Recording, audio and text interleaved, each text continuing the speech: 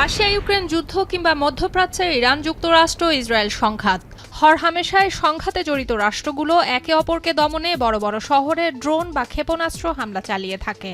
এমন প্রেক্ষাপটে বিমান হামলা সতর্কতায় পূর্ব প্রস্তুতি রয়েছে এমন দেশের তালিকায় শীর্ষে ফিনল্যান্ড।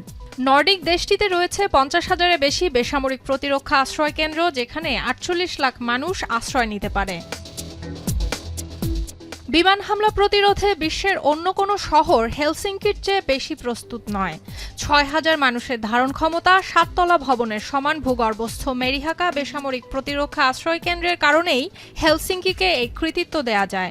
71,000 ঘনমিটার আয়তনের ভূগর্ভস্থ এই আশ্রয় কেন্দ্রটি নির্মাণ করা হয় 2003 সালে। বেস্ট ইনগ্রিডিয়েন্ট ও ইউরোপীয় মেশিনে তৈরি মজাদার কেক ফ্যান্টাস্টিক, যে ফানে সবাইকে টানে। মাটির 80 ফুট গভীরে অবস্থিত মেরিহাকাতে রয়েছে একাধিক খেলার মাঠের মতো জায়গা, জিমনেশিয়াম সহ কয়েকটি ভবন, যেগুলো প্রতিদিন ব্যবহার করা হয়। Of course, there is a crisis ongoing right now, and everyone is really observing what happens over there as well. And 2 days ago, there were quite big hit in Abu Dhabi. মূলত 2 স্তরের প্রবেশ পথ ভূগর্ভস্থ এই কমপ্লেক্সটিকে সব ধরনের হামলা থেকে সুরক্ষা দেয়, যার মধ্যে পুরো ইস্পাতের প্রথম দরজা আশ্রয় কেন্দ্রের ভেতরে সবাইকে যে কোনো বিস্ফোরণ তরঙ্গ থেকে রক্ষা করবে। দ্বিতীয়টি রাসায়নিক পদার্থ, সম্ভাব্য জৈব অস্ত্র বা বিষাক্ত পদার্থ, গ্যাস বা তেজস্ক্রিয়তা থেকে রক্ষা করবে।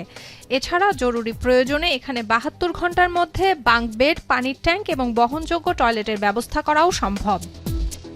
দ্বিতীয় বিশ্বযুদ্ধে ফিনল্যান্ডের শহরগুলোতে সোভিয়েত বাহিনীর তাণ্ডবের অভিজ্ঞতা থেকে এই প্রস্তুতির শুরু। যুদ্ধের পরে ফিনিশ নাগরিকেরা সিদ্ধান্ত নেয় তাদের শহরগুলোতে আবার কখনো বোমা হামলা হলে প্রত্যেকের জন্য একটি ভূগর্ভস্থ আশ্রয় কেন্দ্রের ব্যবস্থা থাকবে। І приїхали сюди, надобути той досвід, який тут є, і у нас дуже велика є мрія зробити такого комплекс спортивний। কর্তৃপক্ষ এবং সংশ্লিষ্ট সংস্থাগুলোর সূত্রমতে বিদেশি রাজনীতিবিদ, প্রশাসক, তেল জায়ান্ট সৌদি আরামকোর মতো ব্যবসায়িক প্রতিষ্ঠানগুলো বর্তমানে এই কমপ্লেক্সটির তথ্য জানতে বা পরিদর্শনের অনুরোধ জানিয়েছে। 2025 সালে এই ভূগর্ভস্থ আশ্রয় কেন্দ্র পরিদর্শনে আসেন ইউক্রেনের প্রেসিডেন্ট ভলোদিমির জেলেনস্কি। সুলতানা দিনা, এখন বিশ্ব।